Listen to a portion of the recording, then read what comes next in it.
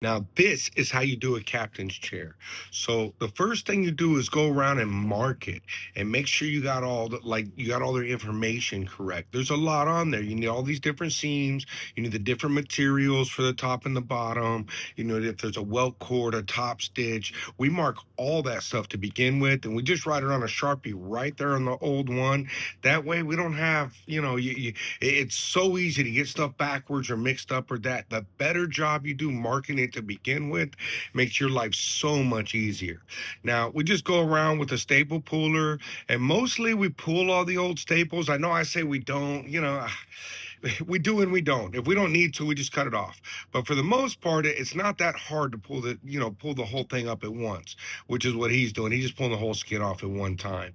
Now, what I learned in the early years, when I started doing this, so I set up cameras, and I was working on my garage, and I was like, 24, and I didn't know what I was doing, and I had two babies to feed. So I set up cameras, and for a day or like two, and then I put them on the computer and I put them fast forward and I watched myself.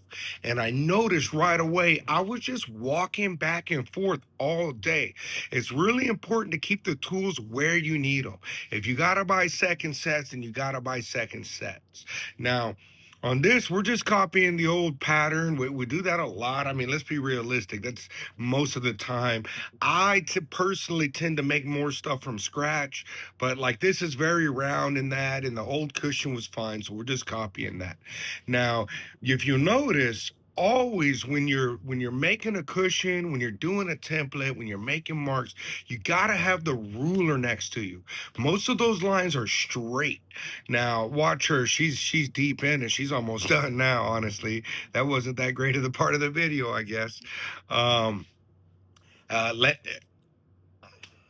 Merlise is so good. It's incredible.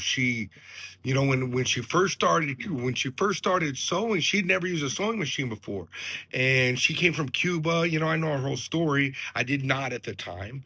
And she needed a job, and I was going like, "No, you don't have any experience." And then I just kind of said, "Yeah, whatever. Come tomorrow at 8." And she did. And the first few months were rough, man. She literally cried. I mean, like a lot. It wasn't so easy to do all the time. But now today, she's the best seamstress I ever had. I mean, that's a reality. She sews good. Now, watch Brian here. He's just, we Dacron most things. In the comments, I get killed, but I did some real research.